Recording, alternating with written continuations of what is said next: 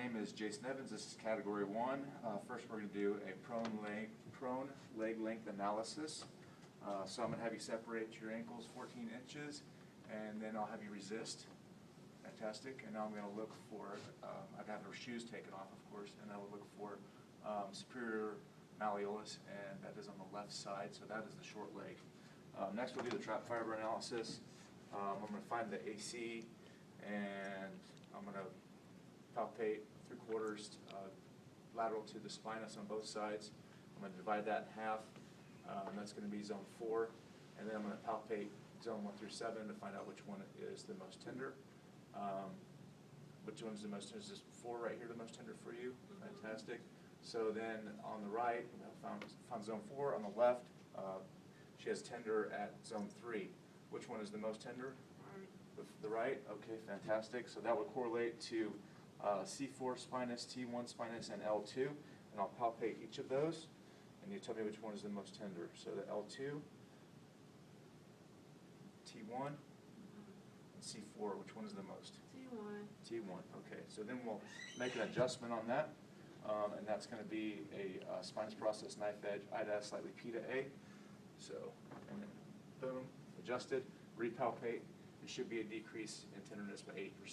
No tender. Fantastic. So now we're going to do heel tension. I'll put the thumb on the calcaneus, and I'm going to find out dorsiflex, find out for heel tension. And so I found heel tension on the left, which is also the short leg, and then that would be a category 1. If I found it on the right leg, bend the knee, and then dorsiflex and plantar flex 5 times. And dorsiflex and plantar flex 3 times on the long leg. Next we do atlas dural subluxation. I'm going to traction bilateral, and we are going to have the patient turn the head to the left, and then turn it to the right, and whichever one I didn't get a bump, that's going to be the side that we are going to work on. Now I'm going to traction the long leg, and we didn't get a bump on the left side. So I'm going to traction the long leg. I'm going to have you hold on to the top of the table for me. I'm going to traction the long leg 10 seconds, 3 times each. And then we're going to traction the short leg while the patient moves the head back and forth. We're going to do 10 seconds. We'll do that about 3 times. Okay.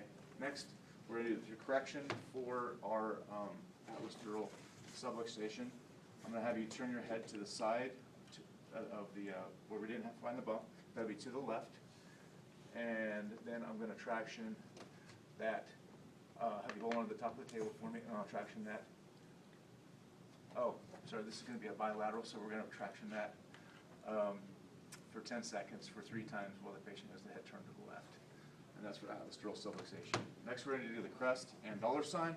So for the crest sign, we're going to go bilateral to the L4 spinous process, and then we're going to do the Davis contractile there, and then we're going to find 4 fingers medial, 3 inches lateral to the L4 spinous, and we're going to press medially, and we've got a bit of a thicker side on the right there, and so that would be the major for the crest sign. Next, we're going to find the dollar sign, so we're going to find the PSIS 2 inches inferior and then 2 inches lateral, and find out which one is the most springy, and that was on the right side as well, but I feel there's more, the more major I think is on the crest sign. So what we'll do is we are going to pick the major and block it. So I would have the board 4 inches above the iliac crest, and I need to find some blocks here. So the short leg was on the left, so what we're going to do is we're going to block at the greater trochanter and at the ASIS, and they would be like this, okay? So now, first I would have to actually block her passively, and so what I do is ask her if she had any knee problems, And if not, then I would go ahead and move, and that's how I block on either side. So we do the same thing on both sides, and that's how we block. Okay, now, we would take 3 respirations and see if the short leg gets shorter, and the short leg did not get shorter. If it did, we would have to remove the block, and then we'll check for 5 minutes, wait 5 minutes, and if there's no change, we'll do goading at the minor. So we'll goad the minor, and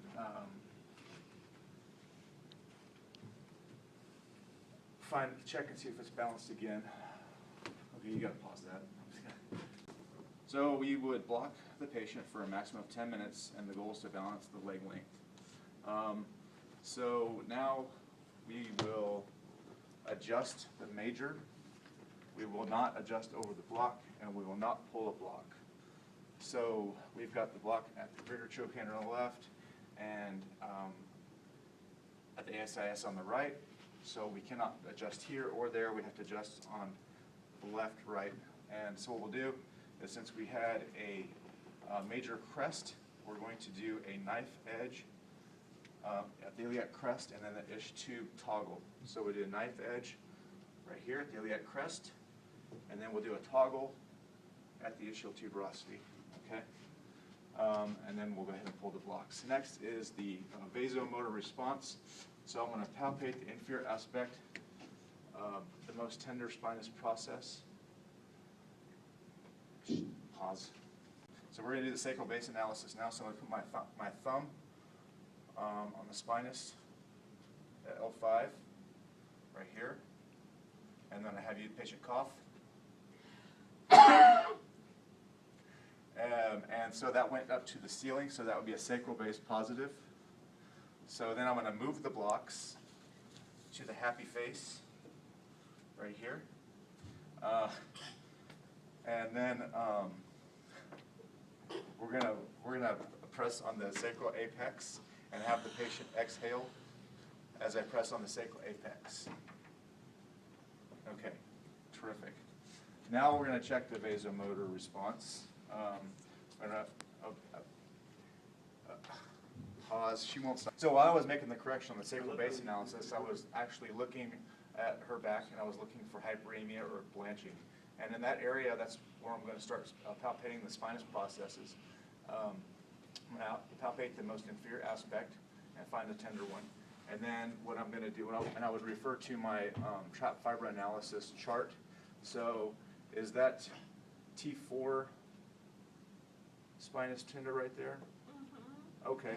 So then that would correlate to C3. So I use my thumb and my forefinger